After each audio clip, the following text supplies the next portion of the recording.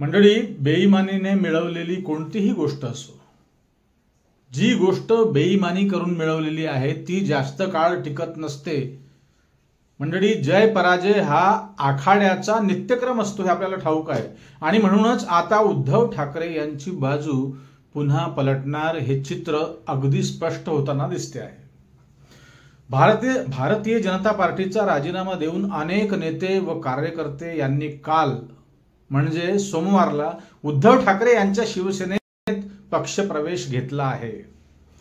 बातमी अतिशय महत्त्वाची आहे, त्यामुळे या बातमीवरील विस्तृत विश्लेषण देखील तितकंच महत्त्वाचं आहे मंडळी, असं मला वाटतं। त्यामुळे हा व्हिडिओ आपण कुठेही स्किप न करता शेवटपर्यंत बघायला पाहिजे, म्हणजे आपल्या लक्षात येईल। नमस्कार, मी रिनेश रंजन, आपण पाहत आहात बातम्यांची बातमी। मंडळी, जे काल होतं ते आज नाही आणि जे आज आहे ते उद्या असेलच असं अजिबात नसतं। म्हणून म्हणतात ना, परिवर्तन हा फक्त सृष्टीचाच नियम नाही, तर सृष्टीवर, या पृथ्वीवर, या विश्वामध्ये संचार करणाऱ्या प्रत्येकाच्या वागण्यात आणि जगण्यात देखील दररोज परिवर्तन होत असतं। नाशिक सहित अनेक परिसरातील भाजपाच्या नेत्यांनी व कार्यकर्त्यांनी उद्धव सेनेत प्रवेश घेतला आहे। गायकवाड कुटुंबासह प्राध्यापक डॉक्टर लक्ष्मण शेंडगे, वैभवी घाडगे, बबिता मोरे, हिमाया बागुल, सीमा ललवाणी यांच्यासह सातपूरमधील भाजपच्या अनेक कार्यकर्त्यांनी, अनेक मुख्य नेत्यांनी भाजपाकडे पाठ फिरवून उद्धव सेनेमध्ये प्रवेश घेतला आहे। मंडळी, यापूर्वी देखील गेल्या 2 ते 3 महिन्यात उद्धव ठाकरे यांच्या शिवसेनेत अनेक नेत्यांनी आपापल्या पक्षाचा राजीनामा देऊन शिवसेनेत प्रवेश घेतल्याच्या अनेक बातम्या आपण वाचल्या, ऐकल्या आणि बघितल्या असतील। मंडळी, तुम्हाला एक प्रश्न पडला असेल की अचानक मोठ्या प्रमाणात उद्धव ठाकरेंकडे लोक आकर्षित का होत आहेत? अनेक लोक आपापला पक्ष सोडून उद्धव सेनेमध्ये का जात आहेत? तर ते महत्त्वाचं कारण आज नीट समजून घ्या। मंडळी, सत्तेची आरत परत झाली की अनेक गोष्टींचा उलगडा नव्यानं होत असतो प्रत्येकाला, हे लक्षात घ्या। असंख्य मतदार हे फार विचारशील असतात, हे विसरून चालणार नाही। जे जाणकार असतात ते मतदार किंवा सामान्य नागरिक ज्यांना म्हणू आपण, फार काही मीडिया पुढे वगैरे ते लोक येत नसतात। पण ज्या पद्धतीने उद्धव ठाकरे यांचं सरकार पाडण्यात आलं होतं, हे फार काही लोकांना त्यावेळी रुजलं नाही आणि आजही लोक ते प्रकरण विसरले नाहीत। देवेंद्र फडणवीस यांनी ज्या पद्धतीने एकनाथ शिंदे यांच्या बंडाचं स्वागत केलं आणि किंबहुना तो बंडच त्यांनी घडवून आणला आणि हा प्रकार घडवून त्यांनीच आणला, त्याचा फायदा भाजपला झालाही। फडणवीस यशस्वीही झाले, पण ज्या प्रकारे सरकार कूटनीतीने महायुती सरकार स्थापन झालं, ती नीती खुद्द भाजपाच्या देखील काही मतदारांना किंवा समर्थकांना आवडली नाही। आणि दुसरी महत्त्वाची गोष्ट लक्षात घ्या मंडळी, राजकारणात अलीकडे पक्षाची मूळ विचारधारा काय वगैरे वगैरे वगैरे हे फक्त बोलण्यापुरतं आणि भाषणापुरतं आणि छापण्यापुरतं मर्यादित राहिलं आहे।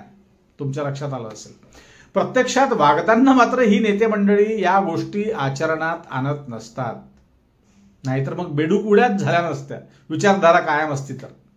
कोण केव्हा कोणत्या पक्षात जाईल हे जाणाऱ्याला देखील माहीत नसतं की मी पुढल्या क्षणाला कुठल्या पक्षात जाईल। त्यामुळे हे याचं ठोस कारण आहे। जिधर दम उधर हम अशी अवस्था राजकीय क्षेत्रामध्ये अनेक पक्षांची झाली आहे किंवा अनेक नेत्यांची झालेली आहे। एकतर एकनाथ शिंदेंचा बंड, ज्यामुळे उद्धव ठाकरेंच्या दिशेने सहानुभूतीची लाट आली होती आणि आजही ती आहे कायम। आणि मुख्य म्हणजे दुसरी महत्त्वाची गोष्ट म्हणजे राज ठाकरे आणि उद्धव ठाकरे यांची होऊ घातलेली युती, या 2 भावांची। अर्थात या युतीची रीतसर घोषणा अजूनपर्यंत झाली नसली तरी ती 100% युती होणारच हे सर्वश्रुत आहे। या 2 भावांच्या जोडीमध्ये राज ठाकरेंची ताकद आणि त्यांचं व्यक्तिमत्व हे राजकीय क्षेत्रात सर्वच पक्षांना ठाऊक आहे। त्यामुळे सर्वच बाजूने उद्धव ठाकरे यांची ताकद आपोआप वाढली आहे आणि म्हणूनच लोकांचा कल अतिशय झपाट्याने बदलला आणि ते मातोश्रीकडे लोकांची वळण्यासाठी सुरुवात झाली आहे। मुंबईसहित अनेक महानगरपालिका या दोन भावांच्याकडे जातीलच हे अनेक नेत्यांना ठाऊक झाला आहे, हा विश्वास लोकांना आला आहे. आणि म्हणूनच वाऱ्याची दिशा कुठे आहे, हवेचा शोध कुठे आहे हे माहीत झाल्याने लोक उद्धव ठाकरे यांच्याकडे आकर्षित होत आहेत असं म्हणायला हरकत नाही. आणि स्पष्ट आणखी बोलायचं झाल्यास मतदारांची सहानुभूती असेल, पण जे नेते उद्धव ठाकरे यांच्या शिवसेनेत प्रवेश घेत आहेत यांची सहानुभूती वगैरे असं काही नाही बरं का, लक्षात घ्या. मोठ्या प्रमाणात पक्षप्रवेश जो होतो आहे गेल्या काही 2-3 महिन्यांपासून तो केवळ स्वार्थासाठी होत आहे हे लक्षात घ्या. स्पष्ट बोलायचं झाल्यास हवेच्या दिशेने त्यांची पावलं शिवसेनेकडे फिरतायत उबाठांच्या. कारण सर्वसामान्य लोकांना अजूनही हे वाटतं की ईव्हीएम मशीन्सने गेम केला नाही तर उद्धव ठाकरे पुन्हा येतील. आणि उद्धव ठाकरे यांनी सुद्धा हे म्हटलं आहे की मुंबई आणि नाशिक या महानगरपालिकेवर झेंडा हा आमचाच राहील आणि नव्यानं हा झेंडा फडकवण्यासाठी मी पुन्हा येईन. हे फडणवीसांचं वाक्य त्यांनी आता नीटपणे म्हटलेलं आहे की मी नाशिकसाठी आणि मुंबई महानगरपालिकेसाठी पुन्हा येईल. आणि राजकारणातलं जे नाव महाराष्ट्राच्या मनाला हल्ली रुतलं आहे मंडळी, नीट ऐका, ते नाव म्हणजे मुख्यमंत्री देवेंद्र फडणवीस. अनेक लोकांना उद्धव ठाकरेंचं मुख्यमंत्री पद व त्यांचा स्वच्छ कारभार आठवतो. आणि एवढंच नाही तर एकनाथ शिंदे साहेबांनी देखील चांगलं काम केलं मुख्यमंत्री असताना. फार मोठमोठे निर्णय देखील त्यांनी महत्त्वाचे घेतले होते, हे नाकारता येत नाही मंडळी. त्यामुळे या तिघांच्या तुलनेत कोण कोण, उद्धव ठाकरे, एकनाथ शिंदे आणि हल्लीचे मुख्यमंत्री फडणवीस, या तिघांच्या तुलनेत सर्वात कमी मार्क्स हे फडणवीसांना पडले आहेत हे लक्षात घ्या. अर्थात अनैतिक बंडामुळे शिंदे गेले आणि अतिउत्साह आणि अतिरिक्त घाईमुळे फडणवीस गेले आणि काकांशी दगाफटका केल्याने अजित पवार दादा गेले. मग अर्थातच शिल्लक आहेत ते फक्त उद्धव ठाकरे आणि आता हल्ली सोबत आलेले त्यांचे बंधू राज ठाकरे. त्यामुळे ही बातमी, हे विश्लेषण आपण ध्यानात ठेवा मंडळी, हे निश्चित घडणार आहे.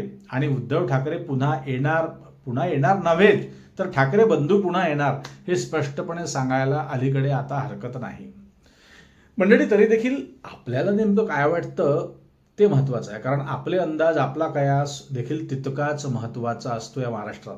त्यामुळे आपलं मत कमेंटमध्ये नक्की लिहा, बिनधास्त व्यक्त व्हा. आपल्या रिनेश रंजन चॅनलवर तुर्तास नवीन असाल तर हा व्हिडिओ सबस्क्राईब करा या चॅनलला. आणि हा व्हिडिओ, हे विश्लेषण जर का तुम्हाला आवडलं असेल तर लाईक करायला विसरू नका. आणि जास्तीत जास्त लोकांपर्यंत हा व्हिडिओ शेअर करा, ही विनंती मंडळी. पुन्हा भेटू नवीन विषयावर बोलण्यासाठी नव्या दिवशी नव्या दमानं. तोपर्यंत नमस्कार. जय हिंद, जय महाराष्ट्र. सर्वांना दिवाळीच्या हार्दिक शुभेच्छा. धन्यवाद.